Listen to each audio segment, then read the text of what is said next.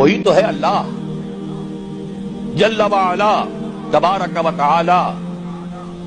جس نے بھیجا اپنے رسول کو صلی اللہ علیہ وسلم،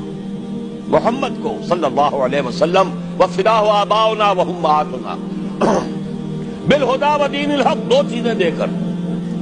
الہدا ہدایت کاملہ، نوع انسان را پیام آخری حامل او رحمت للعالمین، اور صرف الہدا نہیں، دین حق دے کر،